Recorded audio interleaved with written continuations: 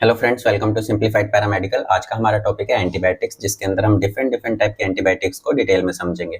इसके अलावा हम इसके मैकेनिज्म ऑफ एक्शन को भी देखेंगे, जिसके अंदर कोई भी एंटीबायोटिक्स जो है वो किस तरीके से माइक्रो ऑर्गेनिज्म को किल करती है उसको भी समझेंगे। तो हम स्टार्ट करते हैं हमारे इंट्रोडक्शन से, जिसके अंदर हम एंटीबायोटिक्स के इंट्रोडक्शन को समझते हैं। तो एंटीबायोटिक्स होती क्या है? कोई भी मेडिसिन या फिर ड्रग्स जो कि किल करते हो बैक्टीरियाज को या फिर उनकी ग्रोथ को स्टॉप कर दें, उनको हम क्या बोलते हैं? एंटीबायोटिक्स बोलते हैं। इनका यूज जो है हम कुछ इन्फेक्शंस को ट्रीट करने के लिए यूज करते हैं, जैसे कि स्टेप थ्रोट हो गया, यूटीआई हो गया, निमोनिया हो गया या फिर अदर स्किन इन्फेक्शन हो गया, उनको ट्रीट करने के लिए हम एंटीबायोटिक्स का यूज करते हैं। ओके, देन उसके बाद में ओरिजिन, एंटीबायोटिक्स जो है वो कहाँ से आई है, कहाँ से बनी है, उनके बारे में। तो सबसे पहला सोर्स फ्रॉम मोल्ड। तो जो एंटीबायोटिक्स होती हैं वो मोल्ड या फिर पेनिसिलिन से बन सकती हैं, फंगस से बन सकती हैं, या फिर जो कुछ सॉइल के अंदर जो बैक्टीरियाज होते हैं उनके थ्रू भी हम एंटीबायोटिक्स बना सकते हैं। इसके अलावा कुछ जो एंटीबायोटिक्स होती है उनको मॉडिफाई करके बना सकते हैं, नेचुरल सोर्सेज को कुछ मॉडिफिकेशन करते हैं और उसको हम एज ए एंटीबायोटिक्स का यूज करते हैं। इसके अलावा वो प्रॉपरली सिंथेटिक हो सकते हैं या फिर लैब के अंदर केमिकल्स को मिक्स करके किसी टाइप के एंटीबायोटिक्स बना सकते हैं, उनको हम बोलते हैं सिंथेटिक एंटीबायोटिक्स। ओके, नेक्स्ट हम बात करते हैं मैकेनिज्म ऑफ एक्शन, जिसके अंदर हम डिफरेंट मैकेनिज्म देखेंगे एंटीबायोटिक्स के, जिस तरीके से वो बैक्टीरियल सेल को डैमेज करती हैं या फिर उनको किल करती हैं। तो इसके अंदर सबसे पहला मैकेनिज्म है सेल वॉल ब्रेकडाउन। इसके अंदर जो एंटीबायोटिक्स होंगी वो क्या करेंगी? बैक्टीरियल सेल की सेल वॉल को डैमेज करने का काम करती हैं या फिर उनको किल करने का काम करती हैं या फिर उनको वीक करने का काम करती हैं, जिसकी वजह से जो बैक्टीरियल सेल है वो डेड हो जाती है। ओके, देन सेकंड नंबर पे हमारे पास में प्रोटीन सिंथेसिस इनहिबिशन। इसके अंदर जो एंटीबायोटिक्स होंगी वो बैक्टीरियल सेल की प्रोटीन्स के बनने के प्रोसेस को इनहिबिट कर देंगे या फिर बंद कर देंगे, जिसकी वजह से बैक्टीरियल सेल जो है वो अपनी ग्रोथ नहीं कर पाएंगी, जिसकी वजह से उनकी ग्रोथ रुक जाएगी और उनकी डेथ हो जाएगी। देन थर्ड नंबर पे डीएनए इंटरफेरेंस। इसके अंदर जो ड्रग्स होंगी वो डायरेक्टली बैक्टीरियल डीएनए को डैमेज करने का काम करती हैं या फिर बैक्टीरियल डीएनए को रेप्लिकेट होने से रोकती हैं, जिसकी वजह से बैक्टीरिया जो है वो अपने आप को मल्टीप्लाई नहीं कर पाएगा। अगर मल्टीप्लाई नहीं करेगा तो वो इन्फेक्शन कॉज नहीं कर पाएगा और उसकी डेथ हो जाएगी।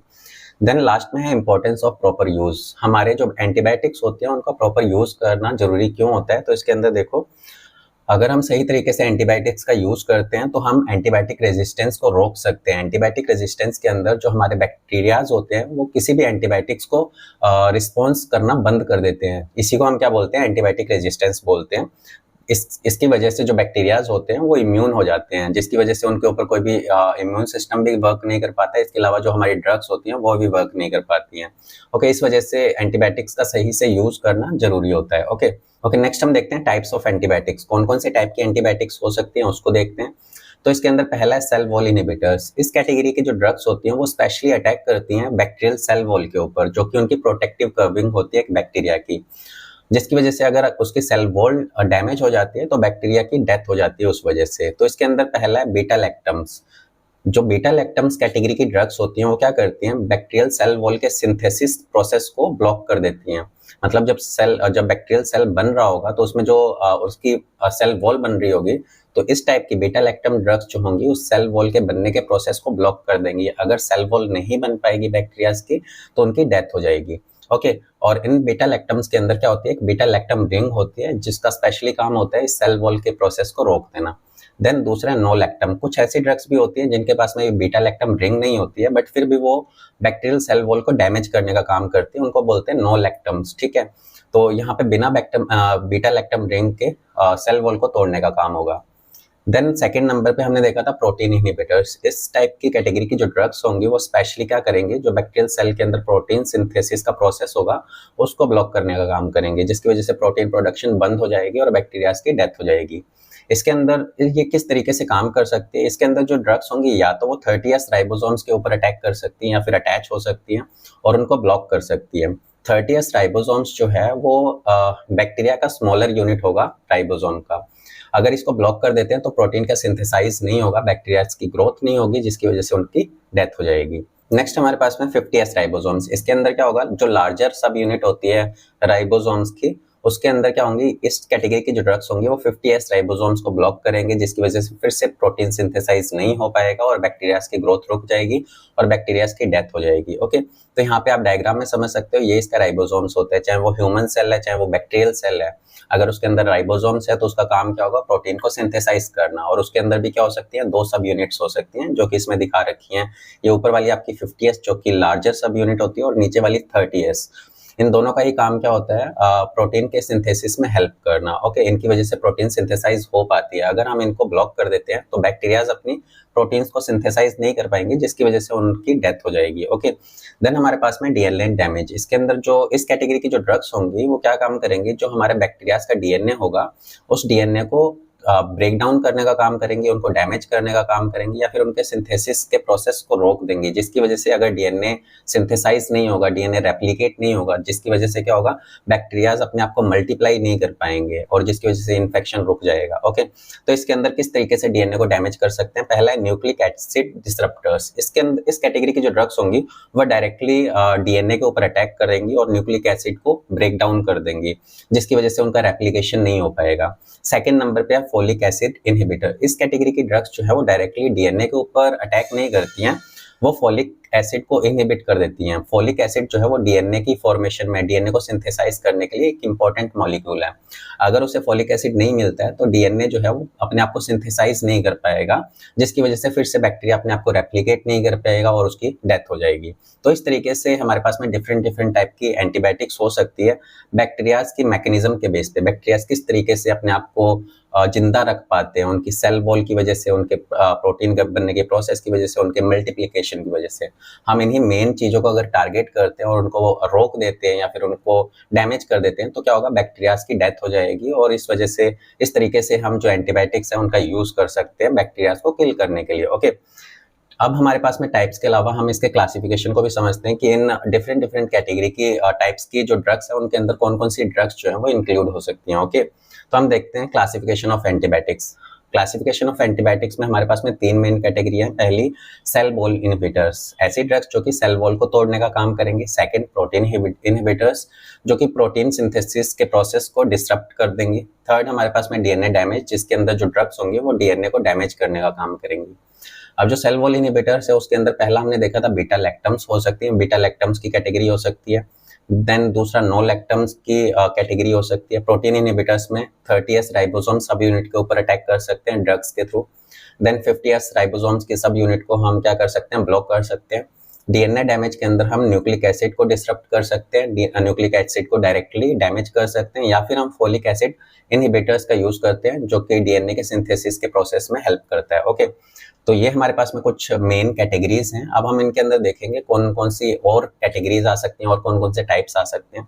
तो बीटा लैक्टम्स के अंदर हमारे पास में जो पहली जो ड्रग की कैटेगरी है वो कौन सी है, पेनिसिलिन्स।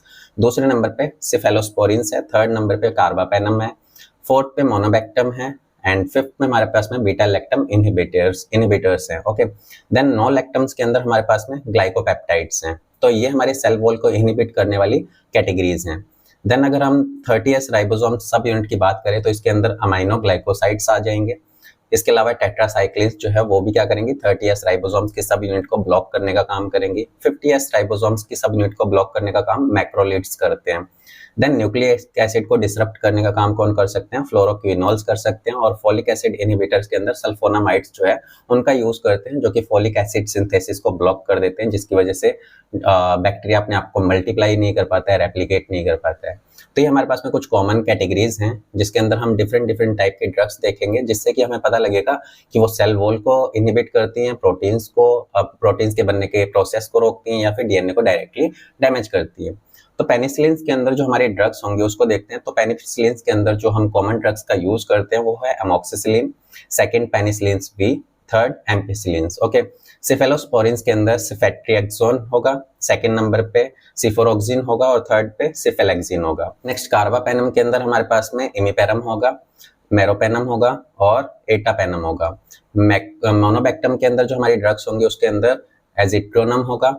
इसके अंदर एक ही ड्रग होगा मोनोबैक्टम के अंदर। बीटा लैक्टम इनहिबिटर्स के अंदर हमारे पास में क्लुवलेनेट होगा, सेकंड नंबर पे साल्बैक्टम होगा और थर्ड नंबर पे टाइजोबैक्टम होगा। ओके, ग्लाइकोपेप्टाइड्स के अंदर हमारे पास में वैंकोमाइसिन होगी, टिकोप्लेनिन होगी सेकंड नंबर पे, और डाल्वाबेंसिन होगी थर्ड नंबर पे ग्लाइकोपेप्टाइड्स के अंदर। अमीनोग्लाइकोसाइड्स के अंदर हमारे पास में जेंटामाइसिन आ जाएगी, अमीकासिन आ जाएगी और टोब्रामाइसिन आ जाएगी। टेट्रासाइक्लिन्स के अंदर जो हमारी ड्रग्स होंगी उसके अंदर हमारे पास में डॉक्सीसाइक्लिन आ जाएंगी, टेट्रासाइक्लिन्स आ जाएंगी एंड मीनोसाइक्लिन्स आ जाएंगी। जो 50S राइबोसोम्स की सब यूनिट को ब्लॉक करते हैं, जिनको हम मैक्रोलिड्स बोल रहे हैं, उनके अंदर हमारे पास में एजिथ्रोमाइसिन आ जाएगी, क्लिथ्रोमाइसिन आ जाएगी और इरिथ्रोमाइसिन आ जाएगी। तो ये हमारी ड्रग्स जो है वो 50S राइबोसोम्स को ब्लॉक करने का काम करेंगे। फ्लोरोक्विनोल्स के अंदर हमारे पास में सिप्रोफ्लॉक्सासिन आ जाएंगी, लेवोफ्लॉक्सासिन और मॉक्सीफ्लॉक्सासिन ड्रग्स जो है वो आ जाएंगी। सल्फोनामाइड्स के अंदर हमारे पास में सल्फामेथाक्सोजोल आ जाएगा, देन सेकंड नंबर पे सल्फाडियाजीन आ जाएगा और लास्ट में हमारे पास में सल्फीजोक्साजोल आ जाएगा। ये कुछ ड्रग्स होंगी जो कि डिफरेंट कैटेगरी में आएंगी और डिफरेंट तरीके से काम करती हैं। जो आपको येलो कलर के अंदर दिख रहा है, इसके अंदर जो ड्रग्स होंगी वो क्या होंगी, वो सेल वॉल को इनहिबिट करने वाली ड्रग्स होंगी। जो भी आप देखते हो एमोक्सिसिलिन जो कॉमन यूज होती हैं, इमीपेनम, मेरोपेनम, ये कुछ ड्रग्स होती हैं जिनका बहुत कॉमनली यूज होता है। इसके अंदर क्लोवेनेट जो जिसको हम अगमेंटन बोलते हैं, ये भी बहुत कॉमन यूज होती है।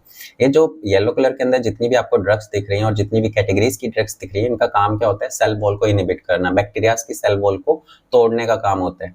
जो हमारे पास में ग्रीन कलर में आपको जो ड्रग्स दिख रही है, इनका काम क्या होता है, हमारे प्रोटीन्स को इनहिबिट करना, प्रोटीन के सिंथेसिस को इनहिबिट करना, बैक्टीरियाज के अंदर जो भी प्रोटीन सिंथेसाइज हो रहा है उसको ब्लॉक कर देना, उसके प्रोसेस को ब्लॉक कर देना। तो ये सारी ड्रग्स कौन सी होंगी, ये वाली होंगी जो आपको ग्रीन कलर में दिख रही हैं। इसके अलावा जो ड्रग्स, जो एंटीबायोटिक्स बैक्टीरियल डीएनए को डैमेज करती हैं, वो आपको इस कलर में दिख जाएंगी, जिसके अंदर ये सिप्रोफ्लॉक्सासिन, लेवोफ्लॉक्सासिन और मॉक्सीफ्लॉक्सासिन, सल्फाडियाजिन जैसी ड्रग्स जो हैं वो आ जाएंगे इसके अंदर। ओके, तो ये हमारा क्लासिफिकेशन था। अब हम इन क्लासिफिकेशंस को एक एक करके डिटेल में देखेंगे, जिसमें हम पेनिसिलिन, सेफेलोस्पोरिन, कार्बापेनम की कैटेगरी की ड्रग्स के बारे में पढ़ेंगे, इनके क्या यूज होते हैं और इनका कब यूज करना होता है और ये कैसे काम करते हैं, इनको भी समझेंगे। ओके, तो हम स्टार्ट करते हैं हमारे सबसे पहले टॉपिक से, पेनिसिलिन्स। पेनिसिलिन्स के जो अंदर जो सफिक्स लगता है वो क्या लगेगा, सिलिन। तो जो भी ड्रग्स होंगी अगर उनके पीछे क्या सफिक्स लग रहा है, सिलिन, तो उसका क्या मतलब होगा, वो पेनिसिलिन्स कैटेगरी के ड्रग्स हैं जिनका काम क्या होता है, सेल वॉल को तोड़ने का, सेल वॉल को ब्रेक करने का, जिसकी वजह से बैक्टीरियाज की डेथ हो जाएगी। डेफिनेशन की अगर हम बात करें तो इसके अंदर जो बैक्टीरियाज होंगे उनकी सेल वॉल को तोड़ने का काम करती हैं, जिसकी वजह से उनकी डेथ हो जाती है। दूसरा, ये जो पेनिसिलिन्स होती हैं, इनको एक मोल्ड से, जिनको हम पेनिसिलियम बोलते हैं, वहां से एक्सट्रैक्ट करते हैं। पेनिसिलिन जो है उसकी डिस्कवरी किसने की थी, अलेक्जेंडर फ्लेमिंग ने की थी, जिसके अंदर उसने एक मोल्ड के अंदर ये देखा था कि वो मोल्ड जो है अपने आसपास के ग्रोइंग बैक्टीरियाज को किल करने का काम कर रहा था। तो उसने क्या किया था, उस बैक्टीरियाज के अंदर से उन केमिकल्स का यूज करके एंटीबायोटिक्स का यूज किया था, और ये पहली एंटीबायोटिक्स थी जिसका यूज होने लगा था। ओके, देन हम इसके इंडिकेशंस को देख लेते हैं, जिसमें पहला है स्ट्रेप थ्रोट, जो कि स्ट्रेप्टोकोकस पायरोजेंस की वजह से हो सकता है। सेकंड, सिफिलिस, जो कि ट्रेपोनोमा पैलिडम की वजह से हो सकती है। थर्ड, निमोनिया, जो कि स्ट्रेप्टोकोकस निमोनी बैक्टीरिया की वजह से हो सकती है। एग्जाम्पल, हम कौन कौन सी ड्रग्स का यूज करेंगे इन डिजीज को ट्रीट करने के लिए, तो इसके अंदर पेनिसिलिन की कैटेगरी के अंदर जो ड्रग्स आएंगी वो होंगी। तो इसके अंदर पहला अमोक्सिसिलिन, जिसका यूज हम ईयर इन्फेक्शन, साइनस इन्फेक्शन और थ्रोट इन्फेक्शन में कर सकते हैं। पेनिसिलिन भी, इसका हम टॉन्सिलाइटिस, स्कारलेट फीवर और डेंटल इन्फेक्शन जैसी कंडीशन को ट्रीट करने के लिए कर सकते हैं।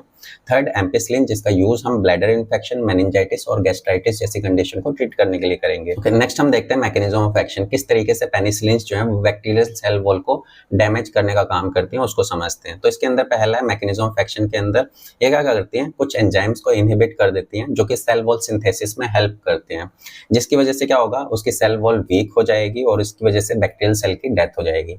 तो यहाँ पे एक आपको दिखा रखा है पॉलीपेप्टाइड बाइंडिंग प्रोटीन, जिसकी वजह से क्या होती है, बहुत सारे पॉलीपेप्टाइड्स आपस में जुड़ करके बैक्टीरियल सेल की फॉर्मेशन करते हैं। जो हमारे पेनिसिलिन्स होते हैं वो क्या करते हैं, इन्हीं प्रोटीन्स के साथ में बाइंड हो जाते हैं और उनके सेल वॉल के सिंथेसिस को रोक देते हैं, जिसकी वजह से सेल वॉल बन नहीं पाती है और उनकी डेथ हो जाती है, जो कि यहाँ पे दिखा रखा है। यहाँ पे क्या होगा, जो हमारा बीटा लैक्टम्स पेनिसिलिन्स होंगी वो इस प्रोटीन के साथ में जुड़ जाएंगी। प्रोटीन्स के साथ में जुड़ने की वजह से आगे के अमाइनो एसिड्स, आगे के जो पॉलीपेप्टाइड्स होंगे वो जुड़ नहीं पाएंगे, जिसकी वजह से सेल वॉल वीक हो जाएगी या डिसरप्ट हो जाएगी, डैमेज हो जाएगी और उनकी डेथ कॉज होगी। इस तरीके से हमारी पेनिसिलिन्स काम करती हैं और पेनिसिलिन्स के अंदर स्पेशली ये वाली ड्रग्स काम करती हैं। देन हमारे पास में आता है सेफेलोस्पोरिन्स, और सेफेलोस्पोरिन्स के अंदर प्रीफिक्स का यूज होता है, जो कि उस एंटीबायोटिक के पहले लगता है। इसके अंदर सेफ या सेफ का यूज होता है, ठीक है। तो इसके डेफिनेशन को देखते हैं। तो ये भी क्या करेंगे, सेल वॉल को डैमेज करने का काम करेंगे, बैक्टीरियल सेल वॉल को तोड़ने का काम करेंगे। और इनका यूज जो होता है वो रेजिस्टेंस बैक्टीरिया जो होते हैं, जो काफी ज्यादा डेंजरस बैक्टीरिया होते हैं, उनको खत्म करने के लिए हम इनका यूज करते हैं। हाँ, इनको हम कहाँ से ड्राइव करते हैं, कहाँ से इनको हम एक्सट्रैक्ट करते हैं, तो उसके अंदर है सिफेलोस्पोरियम एक्रोनियम, एक फंगस है जहाँ से इसको एक्सट्रैक्ट करके हम एज ए एंटीबायोटिक्स इनका यूज करते हैं। ओके, अगर इसके इंडिकेशंस की बात करें तो यहाँ पे यूटीआई जो कि इस्चेरिशिया कोलाई की वजह से हो सकती है, सेकंड स्किन इन्फेक्शन जो कि स्टेफाइलोकोकस ओरियस की वजह से हो सकती है, या फिर न्यूमोनिया जो कि क्लेप्सिला न्यूमोनिया की वजह से हो सकती है। तो ये कुछ कॉमन डिजीज होती हैं, उन कंडीशन में हम सिफेलोस्पोरिन्स का यूज करते हैं। और सिफेलोस्पोरिन्स के अंदर भी कौन सी ड्रग्स का यूज करते हैं उसके अंदर हम देख लेते हैं। तो इसके अंदर सबसे पहला है सिफेट्रिएक्सोन, जिसका यूज गोनेरिया, ईयर इन्फेक्शन और सीवियर निमोनिया जैसी कंडीशन को ट्रीट करने के लिए करते हैं। सेकंड नंबर पे सिफोरोक्सिम, जिसका use sinus infection, Lyme disease और ब्रोंकाइटिस जैसी कंडीशन को ट्रीट करने में करेंगे। देन थर्ड नंबर पे सिफेलेक्सिन, जिसका यूज स्किन इन्फेक्शन, टॉन्सिलाइटिस और यूटीआई जैसी कंडीशन को ट्रीट करने के लिए करेंगे। इसके अलावा जो सिफेलोस्पोरिन्स होती हैं उनका भी अपना क्लासिफिकेशन होता है, जो कि अलग अलग जनरेशंस की ड्रग्स के अंदर डिवाइडेड होती हैं। तो सिफेलोस्पोरिन्स जो होती हैं वो कुछ जनरेशंस की ड्रग्स के अंदर डिवाइडेड होती हैं, उनके अंदर कुछ मॉडिफिकेशन करते हैं जो कि ज़्यादा इफेक्टिव तरीके से काम करती है। तो जैसे कि यहाँ पे फर्स्ट जनरेशन की जो सिफेलोस्पोरिन्स थी वो डायरेक्टली मोस्टली इफेक्ट करती थी कौन से, ग्राम पॉजिटिव बैक्टीरियाज के ऊपर। ग्राम नेगेटिव बैक्टीरियाज के ऊपर ये इतनी ज़्यादा इफेक्टिव नहीं थी। सेकेंड जनरेशन की अगर हम बात करें, ये ग्राम पॉजिटिव और ग्राम नेगेटिव दोनों ही टाइप के बैक्टीरियाज के ऊपर एक्शन परफॉर्म कर पा रही थी, उनको डैमेज कर पा रही थी। देन थर्ड नंबर पे जो थर्ड जनरेशन थी वो ग्राम पॉजिटिव बैक्टीरियाज के ऊपर कम वर्क कर रही थी, बट ग्राम नेगेटिव बैक्टीरियाज के ऊपर ज्यादा इफेक्ट कर रही थी। फोर्थ जनरेशन के अंदर फिर ग्राम पॉजिटिव के ऊपर भी इफेक्ट कर रही थी, बट ज्यादा इफेक्टिव किसके लिए थी, ग्राम नेगेटिव बैक्टीरियाज के लिए थी। फिफ्थ जनरेशन की जो ड्रग्स होंगे वो ग्राम पॉजिटिव बैक्टीरियाज के ऊपर इफेक्ट करेंगे और ग्राम नेगेटिव बैक्टीरिया पे उससे भी ज्यादा अच्छे तरीके से वर्क करेंगे। तो ये सिफेलोस्पोरिन्स का क्या था, क्लासिफिकेशन था, जिसमें अलग अलग जनरेशंस की ड्रग के अंदर कुछ ना कुछ चेंजेस करके उनको जो और ज्यादा इफेक्टिव बनाने का काम करते हैं। ओके, देन उसके बाद में मैकेनिज्म ऑफ एक्शन। अगर सिफेलोस्पोरिन्स के मैकेनिज्म ऑफ एक्शन को समझो तो ये किस तरीके से काम करते हैं, ये क्या करता है, फिर से ये क्या करेगा, जो सेल वॉल के सिंथेसिस के प्रोसेस में इन्वॉल्व होने वाले जो एंजाइम्स हैं उनको ब्लॉक कर देगा। अगर वो एंजाइम्स ब्लॉक हो जाते हैं तो सेल वॉल क्या अपने आप को अपने फॉर्मेशन नहीं कर पाएगी, अपनी सिंथेसाइज नहीं कर पाएगी, जिसकी वजह से नए बैक्टीरियल सेल नहीं बन पाएंगे और उनकी डेथ हो जाएगी। Lead to weaken wall and cell death, उनकी सेल वॉल वीक हो जाएगी और उनकी डेथ हो जाएगी। इस तरीके से हमारा सिफेलोस्पोरिन्स कैटेगरी की जो ड्रग्स होंगी, जो एंटीबायोटिक्स होंगी, वो बैक्टीरिया को किल करने का काम करती हैं। ओके, देन हमारे पास में है कार्बापेनम। इसके अंदर जो सफिक्स होगा वो क्या होगा, पेनम, जो कि एंटीबायोटिक्स के बाद में लगेगा। डेफिनेशन, तो इसके अंदर क्या होते हैं, ये कार्बापेनम जो होते हैं वो पावरफुल और ब्रॉड स्पेक्ट्रम एंटीबायोटिक्स होती हैं। जो एंटीबायोटिक्स होती हैं उनको उनके स्पेक्ट्रम के बेस पे भी दो कैटेगरी में डिवाइड करते हैं। एक होता है ब्रॉड स्पेक्ट्रम एंटीबायोटिक्स, एक होता है narrow spectrum antibiotics. Broad spectrum antibiotics जो होती हैं वो एक साथ काफी सारी बैक्टीरियाज को किल करने का काम करती हैं, मतलब ब्रॉड तरीके से काफी सारे बैक्टीरियाज को, काफी सारी स्पीसीज को एक साथ में किल करने का काम करती हैं। जो नैरो स्पेक्ट्रम एंटीबायोटिक्स होती हैं वो क्या करती हैं, वो एक सिंगल टाइप के या फिर दो बैक्टीरियाज को एक साथ में किल करने का काम कर सकते हैं। नैरो कैटेगरी की नैरो स्पेक्ट्रम की जो एंटीबायोटिक्स होंगी वो कम बैक्टीरियाज को किल करेंगी, जो ब्रॉड स्पेक्ट्रम एंटीबायोटिक्स होंगी वो ज्यादा बैक्टीरियाज को किल करने का काम कर सकती हैं। ओके, तो कार्बापेनम उन्हीं ड्रग्स के अंदर है जो कि पावरफुल होती है, क्योंकि ये बहुत सारे कंडीशंस को ट्रीट करने में हेल्प करती है और बहुत सारे बैक्टीरियाज को किल करने का काम करती है। ये भी क्या करेगी, सेल वॉल को डिसरप्ट करने का काम करेगी, इस बैक्टीरियल सेल वॉल को डैमेज करने का काम करेंगी। इंडिकेशंस कब इनका यूज होता है, सेप्सिस। सेप्सिस एक इन्फेक्शन की कंडीशन है जो कि एस्चेरिशिया कोलाई की वजह से हो सकती है। दूसरा निमोनिया, जो कि स्यूडोमोनास एरिगोनोसा की वजह से हो सकता है। देन इंट्रा एब्डोमिनल इन्फेक्शन जो कि बैक्टीरोइड्स फ्रैजिलिस की वजह से हो सकती है। देन थर्ड नंबर पे हमारे पास में एग्जांपल कौन कौन से ड्रग्स का हम यूज करेंगे इन कंडीशंस को ट्रीट करने के लिए। तो इसके अंदर पहला है इमीपेनम, जिसका यूज हम कॉम्प्लिकेटेड यूटीआई, जिसके अंदर आपके यूरिनरी ट्रैक्ट के अंदर काफी ज्यादा इन्फेक्शन हो जाए और वो ट्रीट नहीं हो रहा हो, तो उस कंडीशन में आप कार्बापेनम का यूज कर सकते हो, जिसके अंदर इमीपेनम आ जाएगा। सेप्सिस जैसी कंडीशन या फिर लंग इन्फेक्शन जैसी कंडीशन को ट्रीट करने के लिए हम इसका यूज कर सकते हैं। सेकंड मेरोपेनम, इसका यूज हम सीवियर स्किन इन्फेक्शन जैसी कंडीशन को ट्रीट करने के लिए कर सकते हैं। बैक्टीरियल मेनिंजाइटिस और निमोनिया जैसी कंडीशन को भी ट्रीट कर सकते हैं। देन एटापेनम, इसका use abdominal infection, diabetic foot infection और निमोनिया जैसी कंडीशन को ट्रीट करने के लिए कर सकते हैं। देन मैकेनिज्म ऑफ एक्शन, क्या मैकेनिज्म होगा कार्बापेनम का? सेम ही होगा कि ये भी सेल वॉल जो सिंथेसिस प्रोसेस होगा उसको ब्रेक डाउन करने का काम करेंगे। तो ये क्या करता है, ये कुछ प्रोटीन्स के साथ में बाइंड हो जाएगा। जो हमने पिछली ड्रग्स देखी थी, पिछली एंटीबायोटिक्स देखी थी, वो क्या कर रही थी, वो हमारे जो सेल वॉल सिंथेसिस के अंदर इन्वॉल्व जो एंजाइम है उनके साथ में अटैच हो रही थी, बट यहाँ पे कार्बापेनम जो है वो कुछ प्रोटीन्स के साथ में इन्वॉल्व हो जाती है जो कि सेल वॉल को बनाने का काम करती हैं। तो कार्बापेनम डायरेक्टली प्रोटीन्स के साथ में ऐड होती हैं जो कि सेल वॉल को बनाने का काम करती हैं। इसकी वजह से क्या होगा, कार्बापेनम उन सेल वॉल के फॉर्मेशन को रोक देती है उस प्रोटीन को ब्लॉक करके, जिसकी वजह से वहां पे फिर से सेल वॉल नहीं बन पाएगी और बैक्टीरिया की डेथ कॉज होगी। Disturb cell wall leading to cell lysis and death, तो सेल लाइसिस हो जाएगी और बैक्टीरिया की डेथ हो जाएगी।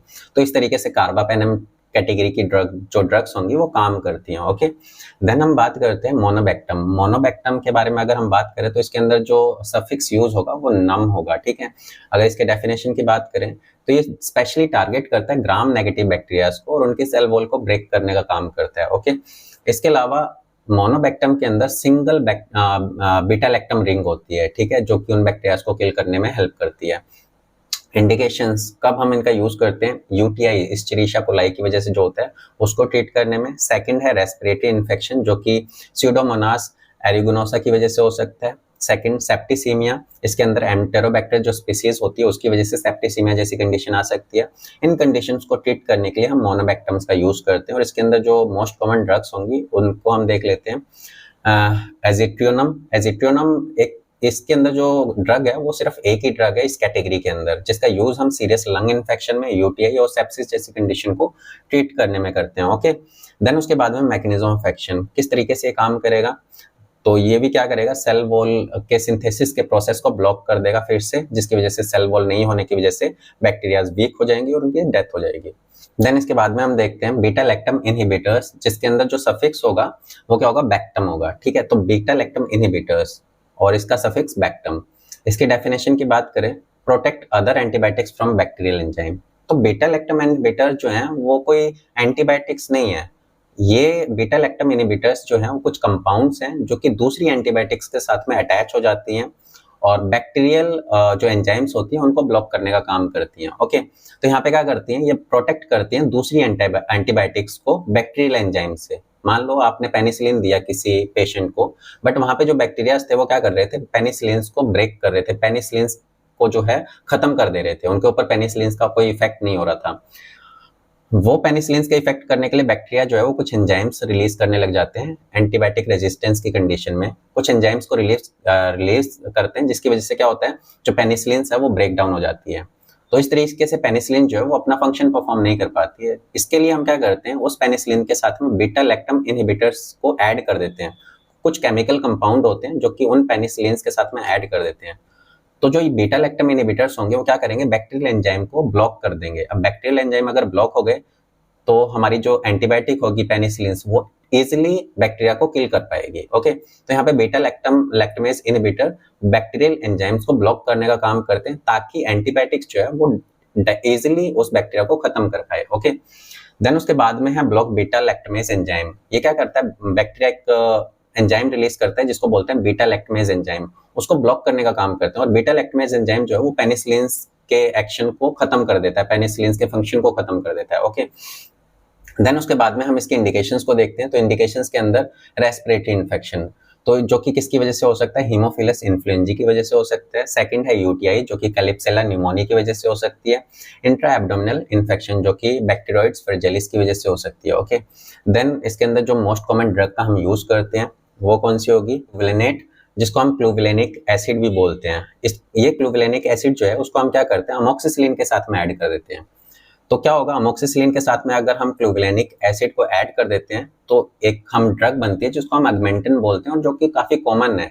ठीक है, तो हमने क्या किया, अमोक्सिसिलिन एक एंटीबायोटिक है, एंटीबायोटिक के साथ में हमने क्लूविलेनिक एसिड को ऐड कर दिया जो कि काम किस तरीके से करेगा, बीटा लैक्टमेज इनहिबिटर की तरह काम करेगा। वो बैक्टीरियल बीटा लैक्टमेज को इनहिबिट कर देगा, उनको बंद कर देगा, उनके एक्शन को खत्म कर देगा। तो इस तरीके से हम क्या करेंगे, अमोक्सिसिलिन के साथ में क्लूविलेनिक एसिड को ऐड कर देंगे जिसकी वजह से हमारे पास में एगमेंटेड ड्रग जो है वो आ जाएगी जो कि इफेक्टिव होगी, किससे, अमोक्सिसिलिन से ज्यादा इफेक्टिव होगी। देन उसके बाद में साल्बेक्टम। साल्बेक्टम के अंदर साल्बेक्टम जो है फिर से एक कंपाउंड होगा, बीटा लैक्टमेज इनहिबिटर होगा, जिसको हम एम्पिसिलिन के साथ में ऐड कर देते हैं, जो कि ज्यादा पावरफुल हो जाएगा एम्पिसिलिन से। देन उसके बाद में है टैजोबैक्टम। टैजोबैक्टम जो है उसको हम ऐड कर देते हैं पिप्रासिलिन के साथ में, जो कि और ज्यादा पावरफुल बना देती है उस एंटीबायोटिक की, क्योंकि वहां पे रेजिस्टेंस जो है वो कम हो जाएगा। देन उसके बाद में मैकेनिज्म ऑफ एक्शन, किस तरीके से बीटा लैक्टमेज इनहिबिटर जो है वो काम करती है उसको समझते हैं। तो इसके अंदर जो बीटा लैक्टमेज इनहिबिटर है वो क्या करते हैं, बैक्टीरियल एंजाइम के साथ में बाइंड हो जाते हैं। जो बैक्टीरियल एंजाइम होंगे उनके साथ में बाइंड हो जाएंगे।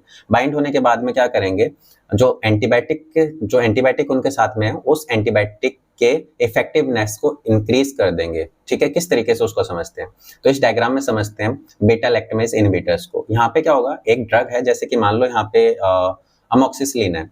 अमोक्सिसिलिन ये ड्रग है। अमोक्सिसिलिन को अगर हम डायरेक्टली पेशेंट को दे रहे हैं, तो अमोक्सिसिलिन अगर दे रहे हैं तो यहाँ पे क्या होगा, जो बैक्टीरियाज होगा उसकी जो सेल वॉल होगी वो क्या रिलीज करती है, वो एक एंजाइम रिलीज करती है, जो कि क्या करती है, बीटा लैक्टम एंटीबायोटिक्स को खत्म कर देती है, तोड़ देती है। यहाँ पे आपको दिख रहा है टूटा हुआ।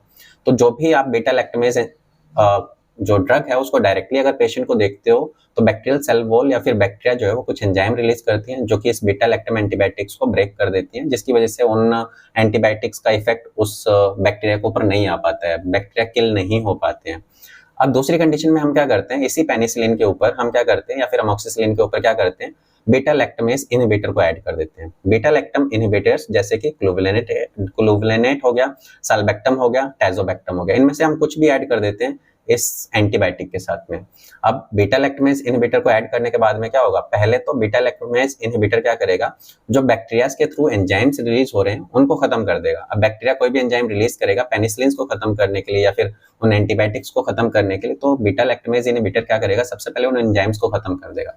जब एंजाइम्स खत्म हो गए, अब क्या करेगा, जो हमारी पेनिसिलिन होगी वो डायरेक्टली सेल वॉल को डैमेज कर सकती है, क्योंकि वहां पे वो एंजाइम्स नहीं है जिनकी वजह से वो खत्म हो जा रहे थे। तो इस तरीके से जो बीटा लैक्टम इनहिबिटर्स हैं वो काम करते हैं। ओके, तो बीटा लैक्टम इनहिबिटर्स खुद में कोई एंटीबायोटिक्स नहीं है, वो दूसरी एंटीबायोटिक्स के साथ में ऐड करने पे उनके इफेक्टिवनेस को बढ़ा देती हैं। उनको हम क्या बोलते हैं, बीटा लैक्टमेज इनहिबिटर्स। और ये cell wall inhibitor cell wall की कैटेगरी में क्यों आ रही है, क्योंकि ये डायरेक्टली सेल वॉल को ही खत्म करने का काम करती है। अगर हम इनके अंदर बीटा लैक्टमेज इनहिबिटर को भी ऐड कर दें, तो स्पेशली टारगेट किसको कर रही हैं, सेल वॉल को ही टारगेट कर रहे हैं। तो इसी वजह से इनको भी हम किस में रखते हैं, सेल वॉल इनहिबिटर की कैटेगरी में रखते हैं। ओके, अब हम बात करते हैं ग्लाइकोपेप्टाइड्स। ग्लाइकोपेप्टाइड्स के अंदर जो सफिक्स होगा वो क्या होगा, माइसिन होगा। अब इसके डेफिनेशन की बात करें तो यहाँ पे इसका मेन काम होता है ग्राम पॉजिटिव जो बैक्टीरियाज होते हैं उनको अपनी सेल वॉल बनाने नहीं देते हैं। इस टाइप की जो एंटीबायोटिक्स होंगी सेम जो सेल वॉल फॉर्मेशन होगा उसको ब्लॉक करने का काम करेंगे। और स्पेशली कौन से टाइप के बैक्टीरिया में, ग्राम पॉजिटिव बैक्टीरिया के अंदर। Effective against मर्सा। मर्सा एक इन्फेक्शन है जिसके अंदर मेथिलिन रेजिस्टेंस स्टेफाइलोकोकस ओरियस जो बैक्टीरिया होगा वो डिजीज कॉज करता है। देन हम देखते हैं इंडिकेशंस, कब कब हम इन ड्रग्स का यूज करते हैं। तो इसके अंदर पहला है मर्सा इन्फेक्शन जो कि स्टेफाइलोकोकस ओरियस की वजह से होता है। सेकंड जो है एंडोकार्डाइटिस जो कि एंटेरोकोकस स्पीसीज की वजह से होगा। थर्ड इसके अंदर है क्लोस्ट्रीडियम डिफिसाइल इन्फेक्शन जो कि क्लोस्ट्रीडियोइड्स डेफिसाइल की वजह से इन्फेक्शन होगा। ओके, नेक्स्ट इसके अंदर हम देखते हैं कुछ कॉमन एग्जांपल्स या फिर कुछ ड्रग्स जिनका यूज हम इन कंडीशंस को ट्रीट करने में करते हैं। तो इसके अंदर पहला वैंकोमाइसिन जिसका यूज सीवियर स्किन इन्फेक्शन, मर्सा और क्लोस्ट्रीडियम डिफिसाइल इन्फेक्शन को ट्रीट करने में करते हैं। सेकंड नंबर पे टिकोप्लेनिन जिसका use blood stream infection, bone infection और निमोनिया जैसी कंडीशन को ट्रीट करने में करते हैं। थर्ड नंबर पे डाल्वावेंसिन जिसका यूज हम एक्यूट बैक्टीरियल स्किन इन्फेक्शन में, सेलुलाइटिस और एब्सेस जैसी कंडीशन को ट्रीट करने में करते हैं। Okay, then mechanism of action, किस तरीके से ग्लाइकोपेप्टाइड्स जो हैं वो काम करती हैं। तो इसके अंदर देखो, bind to cell wall precursors, ये सेल वॉल को बनाने वाले कुछ प्रोटीन्स, कुछ एंजाइम्स को के साथ में अटैच हो जाती हैं जिनकी वजह से सेल वॉल बनती है। प्रिकर्सर्स क्या होती हैं, जो सेल वॉल बनाने में हेल्प करते हैं या फिर इनिशिएट करते हैं सेल वॉल को बनाना। तो ये उनके साथ में अटैच हो जाते हैं जिसकी वजह से सेल वॉल फॉर्मेशन ही नहीं हो पाती और बैक्टीरिया की सेल डेथ हो जाती है। ओके, तो weaken the cell wall causing bacterial death, जिसकी वजह से फिर से बैक्टीरिया की डेथ हो जाती है। तो यहाँ पे देखो ग्लाइकोपेप्टाइड्स एंटीबायोटिक्स का मैकेनिज्म क्या होगा। तो ये ग्लाइकोपेप्टाइड्स हैं और ग्लाइकोपेप्टाइड जो है इस ट्रांसपेप्टिडेज एंजाइम की वजह से आपस में जुड़ पाती है। ग्लाइकोपेप्टिडेज क्या करता है, इस ट्रांसपेप्टिडेज के साथ में अटैच हो जाता है जिसकी वजह से जो ग्लाइकोपेप्टाइड्स हैं वो आपस में जुड़ ही नहीं पाती हैं और ग्लाइकोपेप्टाइड जो है वो मिल करके प्रोटीन्स की लंबी चेन बनाती है या फिर कुछ स्ट्रक्चर बनाती है प्रोटीन की, जो कि एक सेल वॉल फॉर्मेशन में हेल्प करती हैं। तो ग्लाइकोपेप्टाइड जो है वो सेल वॉल को बनाने का काम करते हैं। अगर ये ग्लाइकोपेप्टाइड्स आपस में जुड़ ही नहीं पाएंगी तो क्या होगा, सेल वॉल नहीं बन पाएगी। तो यहाँ पे ग्लाइकोपेप्टाइड क्या करता है, इस ट्रांसपेप्टिडेज को खत्म कर देता है, जिसकी वजह से ग्लाइकोपेप्टाइड आपस में जुड़ नहीं पाते और सेल वॉल फॉर्मेशन नहीं हो पाती है। ओके, तो इस तरीके से हमारे ग्लाइकोपेप्टाइड जो है वो काम करते हैं, जिसके अंदर वैंकोमाइसिन, टिकोप्लोनिन जैसे ड्रग्स जो है उनका यूज होता है। देन उसके बाद में हम देखते हैं अमीनो ग्लाइकोसाइड्स। इनके अंदर जो सफिक्स होगा वो क्या होगा, माइसिन होगा या फिर मिसिन होगा। तो अमीनो ग्लाइकोसाइड्स कैटेगरी की जो ड्रग्स हमने देखी थी, अब यहाँ पे जो ड्रग्स आएंगी ना, इससे पहले वाली सारी ड्रग्स जो है वो सेल वॉल के ऊपर एक्शन परफॉर्म कर रही थी, सेल वॉल को डैमेज करने का काम कर रही थी। यहाँ से जो ड्रग्स होंगी इनका काम क्या होगा, प्रोटीन्स के सिंथेसिस को रोकना, प्रोटीन को सिंथेसाइज नहीं होने देना। तो इसके अंदर सबसे पहला हमारा अमीनो ग्लाइकोसाइड्स है, जिसका सफिक्स हमारा माइसिन या फिर मिसिन होगा। इसके डेफिनेशन को देखें तो ये इंटरफेयर करता है बैक्टीरियल के प्रोटीन सिंथेसिस के प्रोसेस के अंदर, ठीक है। अगर बैक्टीरियाज अपनी प्रोटीन्स को सिंथेसाइज कर रहा है तो इस टाइप की ड्रग्स क्या करेंगी, उस प्रोटीन सिंथेसिस के प्रोसेस को ब्रेक कर देंगी, उनके अंदर कोई ना कोई प्रॉब्लम क्रिएट कर देंगी, जिसकी वजह से जो बैक्टीरियल सेल है वो प्रोटीन को सिंथेसाइज नहीं कर पाएगी, जो कि उसकी ग्रोथ के लिए एसेंशियल होते हैं। अगर वो प्रोटीन नहीं मिलती उन बैक्टीरियाज को तो उनकी डेथ हो सकती है। तो इनके अंदर effective against gram negative bacteria, तो इस कैटेगरी की ड्रग्स होंगी वो क्या करेंगे, ग्राम नेगेटिव बैक्टीरियाज के अगेंस्ट ज्यादा इफेक्टिव होंगी।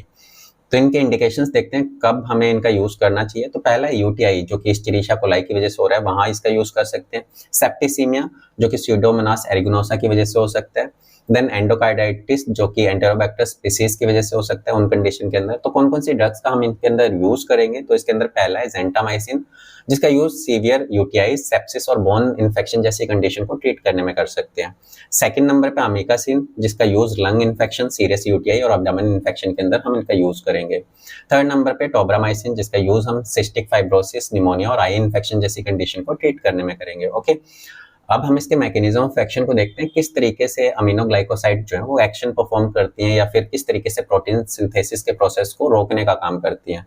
तो इसके अंदर देखो, bind to 30S ribosomal subunit. तो अमीनो ग्लाइकोसाइड जो है वो राइबोसोम्स की 30S राइबोसोमल सब यूनिट के साथ में बाइंड हो जाता है। 30S राइबोसोम जो है वो स्मॉलर यूनिट होती है बैक्टीरिया के राइबोसोम्स की, तो वहां पे उस स्मॉलर यूनिट के साथ में अटैच हो जाता है। अटैच होने के बाद में क्या होता है, डिफेक्टिव प्रोटीन सिंथेसाइज करवाता है। मतलब अगर ये उसके साथ में अटैच हो जाता है तो प्रॉपर प्रोटीन नहीं बन पाती है, वहां पे डीकोडिंग अच्छे से नहीं हो पाती है प्रोटीन्स की, इसके साथ में अटैच होने की वजह से। अगर डीकोडिंग अच्छे से नहीं होगी, जो प्रोटीन्स बनेगी वो डिफेक्टिव प्रोटीन बनेगी, जो कि कोई भी यूजफुल नहीं होगी, जिसकी वजह से उस बैक्टीरिया की डेथ कॉज हो जाएगी। तो यहाँ पे देखो, ये 30S राइबोसोम्स है, ये नीचे वाला दिख रहा है, ये ऊपर वाले आपके 50S राइबोसोम्स दिख रहे हैं।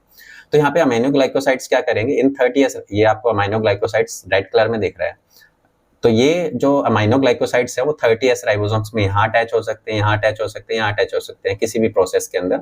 ये प्रोसेस क्या होता है, जिसमें mRNA को डीकोड करके प्रोटीन सिंथेसिस का काम होता है राइबोसोम्स के अंदर। तो अगर ये अटैच हो जाते हैं, या तो उसके इनिशिएशंस को ही ब्लॉक कर सकते हैं, मतलब उस जब प्रोटीन बनना स्टार्ट हुई है वहीं पे उसको ब्लॉक कर दें। दूसरा, जब प्रोटीन बनने का प्रोसेस शुरू हो गया उसके बाद में कहीं से ब्लॉक कर दें, या फिर किसी इनकरेक्ट अमीनो एसिड को डीकोड करवा दें, ठीक है। बैक्टीरिया जो है वो इनकरेक्ट अमीनो एसिड को डीकोड करके गलत टाइप की प्रोटीन्स बना दे, तो ये काम भी किसकी वजह से हो सकता है, अमीनो ग्लाइकोसाइड्स की वजह से हो सकता है। तो इस वजह से क्या होगा, जो बैक्टीरियाज होंगे वो अपनी प्रोटीन्स नहीं बना पाएंगे, प्रोटीन्स नहीं बनेगी, जिसकी वजह से उनकी डेथ भी हो जाएगी। ओके, देन हम बात करते हैं टेट्रासाइक्लिन्स। टेट्रासाइक्लिन्स के अंदर जो सफिक्स होगा वो क्या होगा, साइक्लिन होगा। और इसके अगर डेफिनेशंस की बात करें तो इसके अंदर block protein synthesis by binding to ribosomes, तो ये भी क्या करेंगी, प्रोटीन सिंथेसिस को रोक देंगी, ब्लॉक कर देंगी राइबोसोम्स के साथ में जुड़ करके। तो टेट्रासाइक्लिन्स भी क्या करेंगी, 30S राइबोसोम्स के साथ में अटैच होने का काम करेंगी। यहाँ पे 4 रिंग स्ट्रक्चर होती है टेट्रासाइक्लिन के अंदर, 4 रिंग स्ट्रक्चर होती है, जो कि और ज्यादा इन्फेक्शन को ट्रीट करने में हेल्प कर सकती है, ठीक है। बहुत सारे इन्फेक्शन को ट्रीट करने में हेल्प कर सकती है इसकी 4 रिंग स्ट्रक्चर की वजह से। ओके, तो यहाँ पे आपको डायग्राम में भी दिख रहा होगा, 4 रिंग स्ट्रक्चर दिख रही है आपको टेट्रासाइक्लिन की स्ट्रक्चर के अंदर। इंडिकेशंस की अगर हम बात करें तो यहाँ पे हम इसका यूज एक्नी जैसी प्रॉब्लम को ट्रीट करने में कर सकते हैं, जो कि प्रोपियोनिबैक्टीरियम एक्नी की वजह से होती है।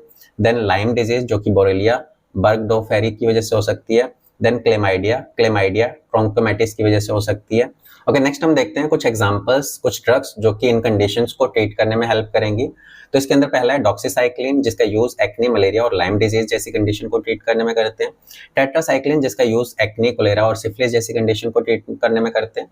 देन थर्ड हमारे पास है मिनोसाइक्लिन, जिसका यूज एक्ने, रोजेसिया और रूमेटॉइड आर्थराइटिस जैसी कंडीशन को ट्रीट करने में करते हैं। ओके, देन उसके बाद में इसके मैकेनिज्म ऑफ एक्शन की अगर हम बात करें तो इसका किस तरीके से ये अपना एक्शन परफॉर्म करती है, किस तरीके से बैक्टीरिया को किल करती है। तो इसके अंदर भी सेम जो हमने पहले वाली देखी थी उसमें भी क्या हो रहा था, 30S राइबोसोम्स के साथ में बाइंड हो रहा था। तो ये जो टेट्रासाइक्लिन्स हैं ये भी बैक्टीरिया के 30S राइबोसोम्स के साथ में बाइंड हो जाती हैं और बाइंड होने के बाद में क्या करती हैं, block tRNA attachment, stopping growth. ये जो ड्रग्स होती हैं वो टीआरएनए की अटैचमेंट को ही रोक देती हैं। अगर टीआरएनए एमआरएनए के साथ में अटैच नहीं होगा तो उसकी डीकोडिंग नहीं होगी। डीकोडिंग नहीं होगी तो अमीनो एसिड्स आपस में जुड़ेंगे नहीं और प्रोटीन्स की चेन नहीं बनेगी या फिर प्रोटीन नहीं बनेगी, जिसकी वजह से फिर से बैक्टीरिया की डेथ कॉज हो जाएगी। तो यहाँ पे देखो हमारे पास में 30S राइबोसोम्स, 30S राइबोसोम्स के साथ में क्या हो रहा है, टेट्रासाइक्लिन जो है वो ऐड हो जा रहा है। टेट्रासाइक्लिन के आने की वजह से जो ए साइट है यहाँ पे क्या होता है, न्यू टीआरएनए जो है वो अटैच होने का काम करता है, जो कि डीकोडिंग प्रोसेस को स्टार्ट करता है।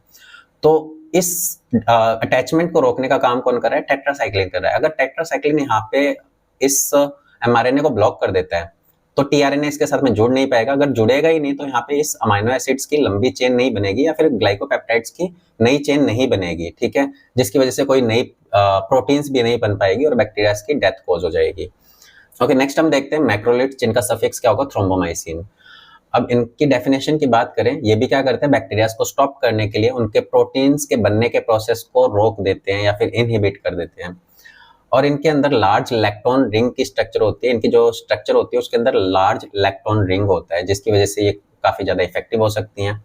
इंडिकेशंस कब हम इनका यूज करते हैं, रेस्पिरेटरी इन्फेक्शन जो कि स्टेप्टोकोकस न्यूमोनिया की वजह से हो रही हो, क्लेमाइडिया ट्रेकोमाइटिस की वजह से हो रखी हो, देन वूपिंग कक्स जो कि वर्डिटेला पर्टुसिस जो बैक्टीरिया है उसकी वजह से हो जाए तो इन कंडीशन को ट्रीट करने के लिए जो हम ड्रग का यूज करेंगे उसके अंदर पहला है एजिथ्रोमाइसिन, जिसका यूज ब्रोंकाइटिस, निमोनिया और थ्रोट इन्फेक्शन जैसी कंडीशन को ट्रीट करने के लिए करते हैं। ओके, देन क्लेरिथ्रोमाइसिन, इसका यूज हम एच पायलरी इन्फेक्शन, सिनुसाइटिस और निमोनिया जैसी कंडीशन को ट्रीट करने के लिए कर सकते हैं। ओके, देन एरिथ्रोमाइसिन, इसका यूज हम whooping cough, diphtheria, respiratory infection जैसी कंडीशन को ट्रीट करने में कर सकते हैं। तो इसकी कुछ कॉमन ड्रग्स हैं जिनका यूज काफी ज्यादा सीवियर जो इन्फेक्शन होता है उनको खत्म करने के लिए हम इन एंटीबायोटिक्स का यूज करते हैं। अब हम इनके मैकेनिज्म ऑफ एक्शन की बात करें, किस तरीके से मैक्रोलेट जो है वो काम करते हैं या फिर प्रोटीन सिंथेसिस के प्रोसेस को रोक देते हैं। तो ये मैक्रोलेट जो होते हैं ये स्पेशली क्या काम करते हैं, बाइंड होते हैं 50S राइबोसोमल सब यूनिट से।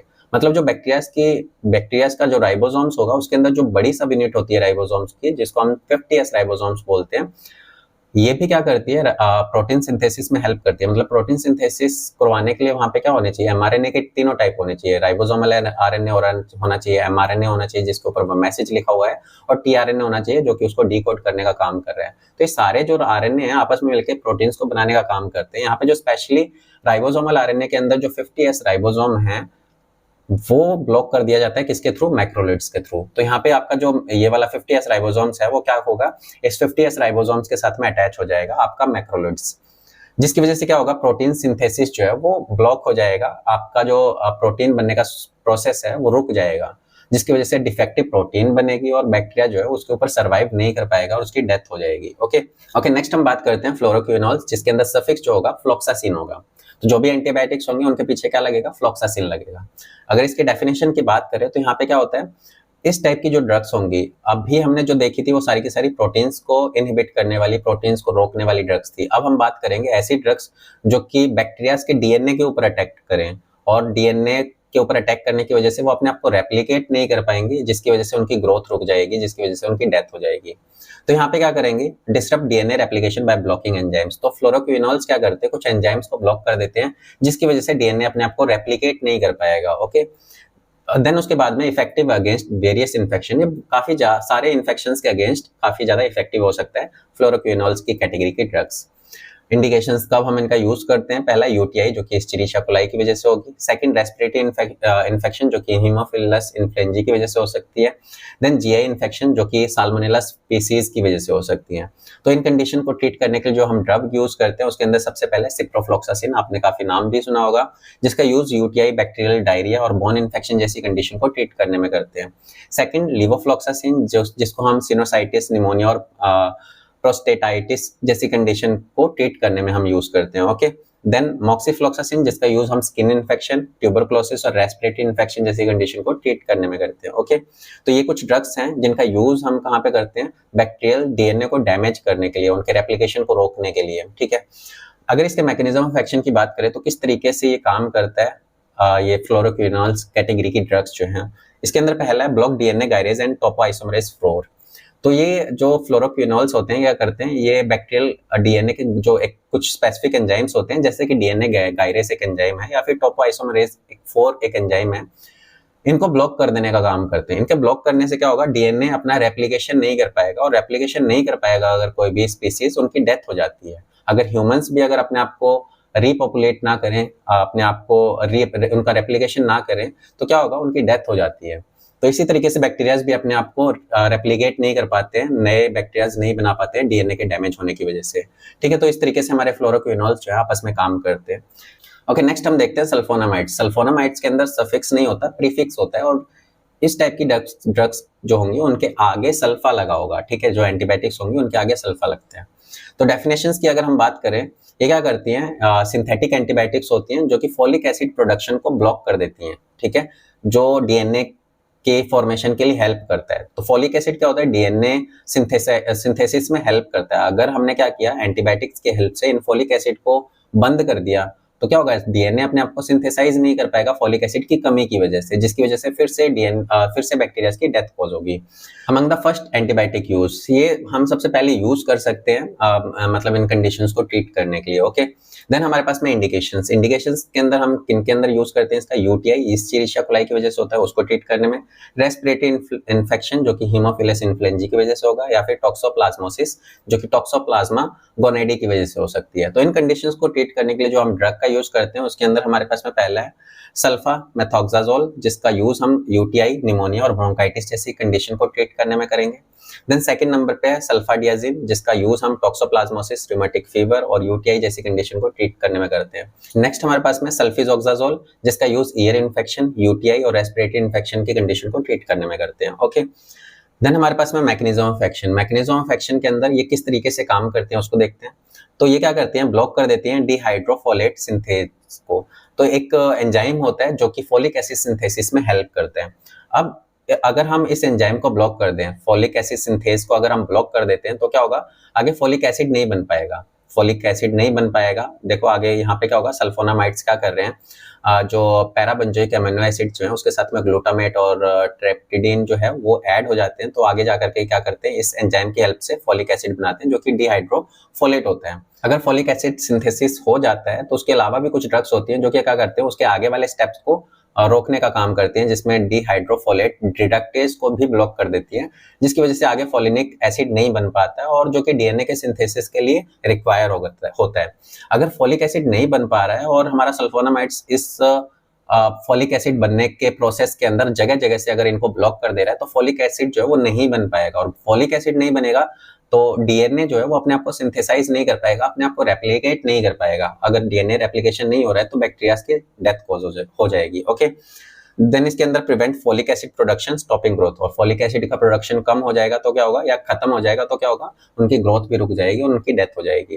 तो इस तरीके से सल्फोनामाइड जो है वो काम कर। ओके, नेक्स्ट हम देखते हैं एंटीबायोटिक रेजिस्टेंस। तो इससे पहले हमने जो भी देखी थी एंटीबायोटिक्स की कैटेगरीज, किस तरीके से एंटीबायोटिक्स जो है वो बैक्टीरिया को किल करने का काम करती हैं। अब यहाँ पे हम देखेंगे कि अब बैक्टीरिया जो है उन एंटीबायोटिक से बचने के लिए कौन कौन से मैकेनिज्म का यूज करते हैं। तो जब हम मिस यूज करते हैं एंटीबायोटिक्स का, गलत तरीके से एंटीबायोटिक्स लेते हैं, तो बैक्टीरिया क्या करते हैं, कुछ मैकेनिज्म को बना लेते हैं, मैकेनिज्म यूज करने लग जाते हैं उन एंटीबायोटिक से बचने के लिए, और इसी प्रोसेस को हम क्या बोलते हैं, एंटीबायोटिक रेजिस्टेंस बोलते हैं।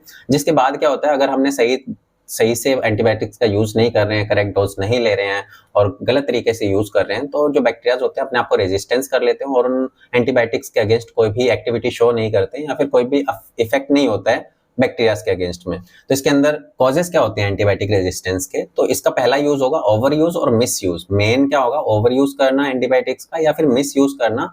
जैसे कि इसके अंदर ओवर यूज के अंदर पहला है prescribing antibiotics for viral infection.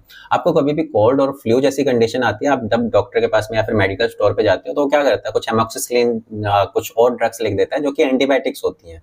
अब वो एंटीबायोटिक्स जो हैं वो वायरस के अगेंस्ट इफेक्टिव नहीं होती हैं, क्योंकि वो एंटीबायोटिक्स हैं, वो बैक्टीरिया के अगेंस्ट इफेक्टिव हैं।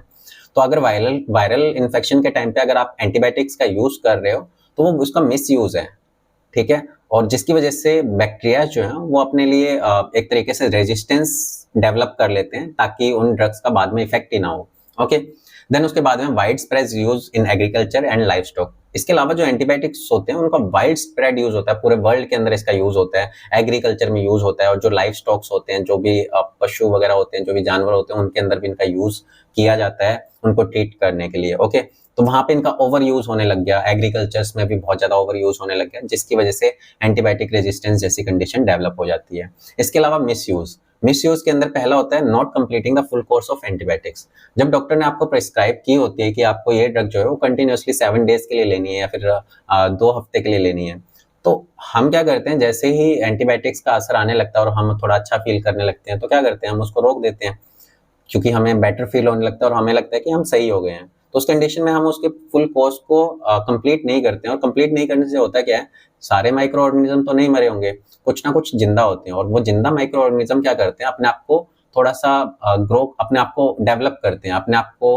उन सिचुएशन से बचाने के लिए कुछ मैकेनिज्म को डेवलप करते हैं, और उसी मैकेनिज्म को क्या बोलते हैं, उसका एंटीबायोटिक रेजिस्टेंस बोलते हैं। कि अगर बाद में आप उन एंटीबायोटिक्स को लोगे तो उसका कोई इफेक्ट नहीं आएगा, क्योंकि अपने आप को वो म्यूटेट कर लेते हैं उन क्रिटिकल सिचुएशन के अंदर, जहां आपने पूरा कोर्स कंप्लीट नहीं किया, जो जिंदा बच गए माइक्रो ऑर्गेनिज्म है, वो अपने आप को उस क्रिटिकल सिचुएशन में बचाने के लिए कुछ मैकेनिज्म को डेवलप करते हैं, जो कि उस कंडीशन में उनको बचाने का काम करते हैं। ओके, तो यहाँ पे इसका मिसयूज हो सकता है कि आपको जो भी प्रिस्क्रिप्शन में दवाई दी गई है वो आपको पूरी करनी होगी। ओके, सेकंड नंबर पे हमारे पास में use broad spectrum antibiotics unnecessarily. तो क्या होता है, जब भी आपको इन्फेक्शन होता है, एक बैक्टीरिया की वजह से मान लो कोई इन्फेक्शन हो गया, जैसे यूटीआई हो गया, इस्चेरिशिया कोलाई की वजह से हो गया, इस्चेरिशिया कोलाई की वजह से अगर कोई इन्फेक्शन हुआ है तो आपको वहां पे ब्रॉड स्पेक्ट्रम एंटीबायोटिक नहीं लेने की जरूरत है। ब्रॉड स्पेक्ट्रम आपको मैंने पहले ही बताया था कि जो कि बहुत सारे माइक्रो ऑर्गेनिज्म को किल करे। तो अगर एक सिंगल बैक्टीरिया की वजह से प्रॉब्लम आ रही है तो वहां पे आप सिंगल नैरो स्पेक्ट्रम की एंटीबायोटिक ले सकते हो, ताकि वहां पे एंटीबायोटिक रेजिस्टेंस जैसी कंडीशन ना आए। तो वहां पे आप उसका मिस यूज कर रहे हो एंटीबायोटिक्स का। आपको इन्फेक्शन सिर्फ एक बैक्टीरिया की वजह से, आप ले रहे हो 10 बैक्टीरिया को खत्म करने वाली एंटीबायोटिक्स, तो वो उसका मिस यूज होता है, जिसकी वजह से जो बैक्टीरियाज होते हैं, जो हमकी बॉडी के अंदर प्रेजेंट बैक्टीरियाज होते हैं, वो अपने आप को रेजिस्टेंस कर लेते हैं, कुछ मैकेनिज्म डेवलप करने लग जाते हैं फ्यूचर के लिए, उनके ऊपर कोई भी इफेक्ट ना हो इन एंटीबायोटिक्स का। Okay, then resistance mechanism.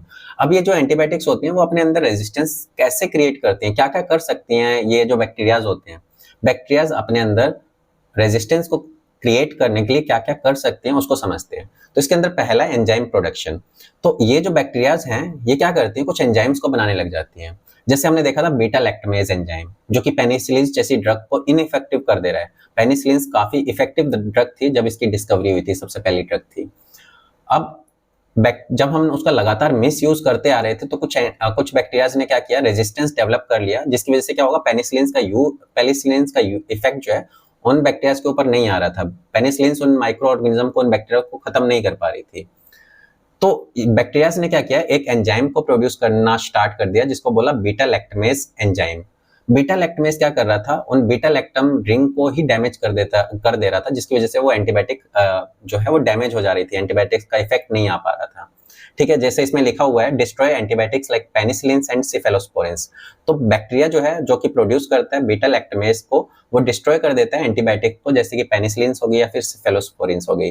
तो बैक्टीरिया जो है वो ऐसी कंडीशन में जब आप ओवर यूज करते हो या मिस यूज करते हो तो वहां पे क्या करता है, बीटा लैक्टमेज एंजाइम को रिलीज करने लगता है, ताकि इन एंटीबायोटिक के असर को ही खत्म कर दे। तो इस तरीके से रेजिस्टेंस हो सकता है। दूसरा जो मैकेनिज्म होगा जो बैक्टीरिया यूज कर सकते हैं, पहला वो है इफ्लक्स पंप। ये अपने सेल वॉल के अंदर एक इफ्लक्स पंप को डेवलप कर लेते हैं, और ये इफ्लक्स पंप्स क्या करते हैं, बैक्टीरिया के अंदर जो भी एंटीबायोटिक्स आए हैं उनको बाहर कर देते हैं। तो यहाँ पे आप देखो एक्टिव इफ्लक्स देख रहा होगा। ये इफ्लक्स पंप क्या करते हैं, जो भी उस बैक्टीरिया के अंदर एंटीबायोटिक्स आ गई है उसको बाहर निकाल देते हैं। अब बैक्टीरियल सेल के अंदर आपकी एंटीबायोटिक नहीं गई है तो इसका मतलब वो ना ही आपके डीएनए के साथ में अटैच हो सकती है, ना ही राइबोसोम्स के साथ में अटैच हो सकती है। तो किसके साथ में, आपके सेल वॉल के साथ में, क्योंकि वो बाहर है। ठीक है, तो यहाँ पे क्या होगा, अगर बैक्टीरियल सेल को खत्म करना है तो उस एंटीबायोटिक को सेल के अंदर आना पड़ेगा, बैक्टीरियल सेल के अंदर आना पड़ेगा उसको अच्छे से खत्म करने के लिए। तो यहाँ पे बैक्टीरिया क्या करता है, अपने आप में एक इफ्लक्स पंप को डेवलप कर लेता है, जो कि एंटीबायोटिक अगर आ भी गई है तो उसको जल्दी से बाहर निकाल देता है अपनी सेल से, ताकि वो डैमेज ना हो जाए। ठीक है, तो यहाँ पे इफ्लक्स पंप जो है वो डेवलप कर सकता है। थर्ड नंबर पे स्ट्रक्चरल मॉडिफिकेशन, अपने स्ट्रक्चर के अंदर ही कुछ चेंज कर सकता है। जैसे bacteria alter penicillin binding protein और ribosomal subunit preventing antibiotic from binding and working. तो यहाँ पे हमने देखा था कि जब हमने एंटीबायोटिक्स पढ़ रहे थे उसमें क्या था, प्रोटीन बाइंडिंग, जो पेनिसिलिन बाइंडिंग प्रोटीन्स जो थी उनके साथ में पेनिसिलिन अटैच हो जा रही थी, जिसकी वजह से क्या हो रहा था, पेनिसिलिन उन बैक्टीरिया को खत्म कर पा रही थी। अब बैक्टीरिया क्या करते हैं, उन पेनिसिलिन बाइंडिंग जो प्रोटीन होती है उनको बदल देती हैं। अब पेनिसिलिन उनके साथ में जुड़ ही नहीं पाएंगी, जब जुड़ेंगे ही नहीं तो वहां पे उसका एक्शन भी नहीं आ पाएगा। दूसरा, राइबोसोमल सब यूनिट जो है उनको भी इस तरीके से डेवलप कर देते हैं कि वहां पे कोई भी ड्रग एक्शन परफॉर्म ना कर पाए, वहां पे बाइंड ना हो पाए। ओके, तो वहां पे इस तरीके से अपने स्ट्रक्चर के अंदर कुछ कुछ मॉडिफिकेशन करके बैक्टीरिया जो है अपने आप को सर्वाइव करता है, अपने आप को म्यूटेट करता है और एंटीबायोटिक रेजिस्टेंस होता चला जाता है। ओके, देन उसके अलावा हमारे पास में बायोफिल्म फॉर्मेशन। बायोफिल्म फॉर्मेशन के अंदर क्या करता है, एक बैक्टीरिया अपने आप को बचाने के लिए अपने ऊपर एक कवरिंग बना लेता है, ट्रांसपेरेंट कवरिंग बना लेता है, या फिर एक ऐसी कवरिंग बना लेता है जिससे कि हमारा इम्यून सिस्टम जो है उस माइक्रो ऑर्गेनिज्म को, उस बैक्टीरिया को डिटेक्ट नहीं कर पाता है, पहचान नहीं पाता है, या फिर कोई भी एंटीबायोटिक्स बायोफिल्म की वजह से उसको किल नहीं कर पाती है। तो ऐसे कुछ मैकेनिज्म को जो है वो डेवलप कर देता है बैक्टीरिया। इसके अलावा कुछ और भी चीजें कर लेता है, जैसे कि जो पोरिन्स जिनकी वजह से एंटीबायोटिक जो है वो एंटर करवाती हैं उस बैक्टीरिया सेल के अंदर, उन पोरिन्स के नंबर को कम कर देता है। देखो यहाँ पे 3 पोरिन्स दिख रहे हैं, जिसकी वजह से एंटीबायोटिक जो है वो बैक्टीरियल सेल के अंदर जाएगी। अब बैक्टीरियल सेल के अंदर जा रही है तो क्या कर रहा है, बैक्टीरिया क्या करेगा, पोरिन्स को कम कर देगा। ठीक है, पोरिन्स अगर कम कर देगा तो जो एंटीबायोटिक है वो कम अमाउंट के अंदर उस बैक्टीरियल सेल के अंदर पहुंच पाएगी और कम डैमेज होगा। यहाँ पे इस तरीके से अलग अलग जो चीजें हैं, अलग अलग जो मैकेनिज्म है वो यूज कर सकती है बैक्टीरियल सेल अपने आप को बचाने के लिए, और जो एंटीबायोटिक्स है उनसे बचने के लिए, और इसी को हम क्या बोलते हैं, एंटीबायोटिक रेजिस्टेंस बोलते हैं। और ये एक वाइड स्प्रेड प्रॉब्लम है, पूरे वर्ल्ड के अंदर ये सबसे बड़ी प्रॉब्लम है कि लगातार एंटीबायोटिक रेजिस्टेंस बढ़ता जा रहा है, जिसकी वजह से आने वाले फ्यूचर में इन एंटीबायोटिक्स का असर होना ही बंद हो जाएगा किसी भी इन्फेक्शन को ट्रीट करने के लिए। तो यहाँ पे इस कंडीशन को ट्रीट करने के लिए हमें क्या करना पड़ेगा, तो यहाँ पे कुछ पहले देख लेते हैं कुछ बैक्टीरिया जो कि रेजिस्टेंस हो चुके हैं। ठीक है, कुछ एग्जांपल देखेंगे ऐसे बैक्टीरिया जो कि रेजिस्टेंस हो चुके हैं एंटीबायोटिक्स के अगेंस्ट। तो कौन कौन से बैक्टीरिया होंगे, इसके अंदर पहला मर्सा, जिसको मेथिलिसिलिन रेजिस्टेंस स्टेफाइलोकोकस ऑरियस बोलते हैं, जो कि मेथिलिसिलिन के अगेंस्ट क्या हो जाता है, रेजिस्टेंस हो जाता है, जो कि बीटा लैक्टम कैटेगरी की ड्रग है। नेक्स्ट हमारे पास में वीआरई, वैंकोमाइसिन रेजिस्टेंस एंट्रोकोकाई। इसके अंदर क्या होता है, जो बैक्टीरिया होगा वो वैंकोमाइसिन जो ड्रग है, वैंकोमाइसिन जो एंटीबायोटिक है उसके अगेंस्ट रेजिस्टेंस हो जाता है। तो वैंकोमाइसिन का उसके ऊपर कोई असर नहीं होगा, और इस टाइप की जो कंडीशन है वो स्पेशली हॉस्पिटल्स के अंदर होती है। ओके, नेक्स्ट हमारे पास में है ESBL, इसको हम क्या बोलते हैं, extended spectrum beta lactamase producing enzyme. ये क्या करते हैं, ये बहुत सारे जो एंटीबायोटिक्स हैं उनके अगेंस्ट रेजिस्टेंस हो जाते हैं, क्योंकि यहाँ पे देखो extended spectrum beta lactamase producing bacteria. तो क्या करेंगे, ये जो बीटा लैक्टमेज प्रोड्यूस कर रहे थे बैक्टीरिया अपने आप को बचाने के लिए, वो काफी सारे एंटीबायोटिक्स के अगेंस्ट में करने लग जाएंगे।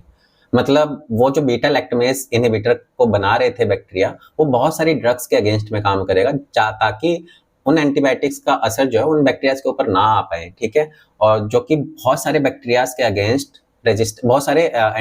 के अगेंस्ट रेजिस्टेंस हो जाएगा बैक्टीरिया। ओके, नेक्स्ट हमारे पास में है MDR-TB, जिसको हम मल्टी ड्रग रेजिस्टेंस ट्यूबरकुलोसिस बोलते हैं।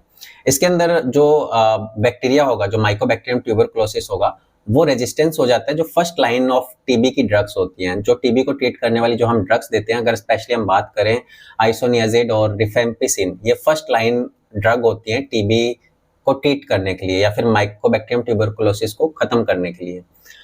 तो ये जो माइकोबैक्टीरियम ट्यूबरकुलोसिस होता है, ये क्या करता है, जो फर्स्ट लाइन ऑफ ड्रग होती हैं ट्यूबरकुलोसिस को ट्रीट करने वाली, रिफेम्पिसिन और आइसोनियाजिड, उनके अगेंस्ट रेजिस्टेंस हो जाता है। अब उनके अगेंस्ट ही रेजिस्टेंस हो गया तो टीबी को खत्म करना और ज़्यादा मुश्किल होगा, टीबी जैसी कंडीशन को ट्रीट करना और ज़्यादा मुश्किल होगा, जिसके लिए हमें और ज़्यादा हायर डोज लेनी पड़ती है, जिसकी वजह से और ज़्यादा साइड इफेक्ट दिखाई देते हैं टीबी की कंडीशन में, जिसकी वजह से पेशेंट जो है उसकी काफ़ी हालत ख़राब हो जाती है। ओके, तो वहाँ पे एक रेजिस्टेंस जो है प्रॉब्लम क्रिएट कर सकता है। ओके, नेक्स्ट हमारे पास में CRE, कार्बापेनम रेजिस्टेंस एंटेरोबैक्टेरियसी। इसके अंदर जो बैक्टीरियाज होंगे वो क्या करेंगे, कार्बापेनम कैटेगरी की जो ड्रग्स हैं उनके अगेंस्ट में रेजिस्टेंस हो जाएंगी। अब जो कार्बापेनम की ड्रग्स होंगी स्पेशली उन बैक्टीरियाज के ऊपर, एंटेरोबैक्टेरियसी कैटेगरी के जो बैक्टीरिया होंगे उनके ऊपर अपना काम नहीं कर पाएंगी, ठीक है, और हमें उन्हें ट्रीट करने के लिए लिमिटेड ऑप्शन ही बच पाएंगे। अगर इस तरीके से बैक्टीरिया अपने आप को रेजिस्टेंस करते जाएंगे धीरे धीरे, तो सभी के सभी एंटीबायोटिक्स धीरे धीरे उनके ऊपर इनइफेक्टिव होती जाएगी। इसके लिए हमें अलग अलग मैकेनिज्म का यूज करना पड़ेगा उनको ट्रीट करने के लिए। ओके, तो ये हमारे पास में कुछ रेजिस्टेंस बैक्टीरिया हैं जिनकी वजह से, जिनके ऊपर कोई एंटीबायोटिक्स काम नहीं करती हैं। देन उसके बाद में है कॉम्बैटिंग रेजिस्टेंस। अब इस रेजिस्टेंस को रोकने के लिए आप क्या करोगे, हमें क्या करना चाहिए इन रेजिस्टेंस को रोकने के लिए? तो इसके अंदर सबसे पहला है एंटीबायोटिक स्टीवर्डशिप। इसके अंदर हम क्या करते हैं, टेक केयर करते हैं एंटीबायोटिक्स के सही यूज को, सही तरीके से यूज को। तो इसके अंदर पहला है ensure correct diagnosis and appropriate antibiotic use. हम क्या करते हैं, हम इंश्योर करते हैं अगर हम एंटीबायोटिक ले रहे हैं तो पहले हमें डायग्नोस कराना चाहिए कि हमें इन्फेक्शन किस चीज का है, हमें बैक्टीरियल इन्फेक्शन है, वायरल इन्फेक्शन है। अगर बैक्टीरियल इन्फेक्शन है तो कौन से बैक्टीरिया की वजह से इन्फेक्शन है। अगर हमें बैक्टीरिया का पता लग गया तो हम उसके स्पेसिफिक एंटीबायोटिक का यूज कर सकते हैं जो कि डायरेक्टली उसको किल करने का काम करते हैं, बिना चीजों को हार्म पहुंचाए, बिना बाकी चीजों को हार्म पहुंचाए। तो इस तरीके से हम प्रॉपर यूज करके रेजिस्टेंस को रोक सकते हैं। सेकंड है अवॉइड अननेसेसरी प्रिस्क्रिप्शंस और ब्रॉड स्पेक्ट्रम एंटीबायोटिक्स। हमें कोई भी इन्फेक्शन होने के बाद में हमें कोई भी अननेसेसरी प्रिस्क्रिप्शन नहीं लेना चाहिए किसी से भी। कोई भी बोल दे रहा है कि आपको ये यूज करना है, वो यूज करना है, तो आपको वो यूज नहीं करना है, और ना ही आपको ब्रॉड स्पेक्ट्रम एंटीबायोटिक्स लेनी है। अगर आपको किसी स्पेसिफिक बैक्टीरिया की वजह से प्रॉब्लम आई है तो आप अननेसेसरी प्रिस्क्रिप्शन नहीं लेकर के किसी स्पेसिफिक डायग्नोस कराओगे, उसके अकॉर्डिंग जो है एंटीबायोटिक लेनी चाहिए। और वहाँ पे आपको स्पेशली ब्रॉड स्पेक्ट्रम एंटीबायोटिक्स का तो कम ही यूज करना चाहिए, जो कि बहुत सारे बैक्टीरियाज के अगेंस्ट उसको, उनके अंदर रेजिस्टेंस कॉज कर सकता है, उनके अंदर रेजिस्टेंस बना सकता है। ओके, देन कुछ गाइडलाइंस को हम फॉलो कर सकते हैं। इसके अंदर पहला, use antibiotics only for bacterial infection. अगर आपको एंटीबायोटिक्स का इन्फेक्शन है तो आप सिर्फ एंटीबायोटिक्स ही लोगे अगर बैक्टीरियल इन्फेक्शन है। वायरल इन्फेक्शन के लिए आप एंटीबायोटिक्स का यूज नहीं करोगे। तो ये कुछ गाइडलाइंस को फॉलो कर सकते हैं। इसके अलावा complete the full course, full prescribed course. आपको जो भी एंटीबायोटिक को लेने का जो कोर्स आपको बता रखा है, कितने दिन में, कितने टाइम पे, खाना खाने से पहले, बाद में, जिस तरीके से आपको प्रिस्क्राइब किया है आप उसके अकॉर्डिंग उसका कोर्स फुल करो, ताकि बैक्टीरिया जो है वो कंप्लीटली खत्म हो जाए, कोई भी बैक्टीरिया बचा ना रह जाए। अगर एक भी बैक्टीरिया बचा रह जाता है तो वो अपने आप को डेवलप कर सकता है, अपने आप के अंदर चेंजेस कर सकता है, अपने आप को रेजिस्ट कर सकता है फ्यूचर के अंदर, अपने आप में म्यूटेशन ला करके। ओके, देन उसके बाद में नेवर शेयर और यूज लेफ्ट ओवर एंटीबायोटिक्स। कभी भी आपको अपने एंटीबायोटिक्स को शेयर नहीं करना चाहिए दूसरे के साथ में। आपकी कंडीशन दूसरे के साथ में सिमिलर हो सकती है, बट वो सेम बैक्टीरिया नहीं हो सकता है ना। जरूरी नहीं कि सेम बैक्टीरिया आपको सिमिलर तरीके से ही इन्फेक्शन कॉज करे। उसके अंदर यूटीआई जो है वो किसी दूसरे बैक्टीरिया की वजह से हो सकती है, आपके अंदर जो यूटीआई है वो दूसरे बैक्टीरिया की वजह से हो सकती है। यूटीआई कॉज करने के लिए डिफरेंट बैक्टीरिया रिस्पॉन्सिबल हो सकते हैं। तो आपको कभी भी एंटीबायोटिक को शेयर नहीं करना चाहिए और कोई भी पड़ी हुई एंटीबायोटिक्स का यूज नहीं करना चाहिए, क्योंकि उनकी डोजिंग जो है वो अलग हो सकती है आपके कंडीशन के अकॉर्डिंग। जो पहले पेशेंट डोज ले रहा हो या फिर पहले जो पड़ी हुई मेडिसिन की डोज है वो अलग हो सकती है, आपको उतने की जरूरत नहीं है, या फिर ब्रॉड स्पेक्ट्रम हो सकती है।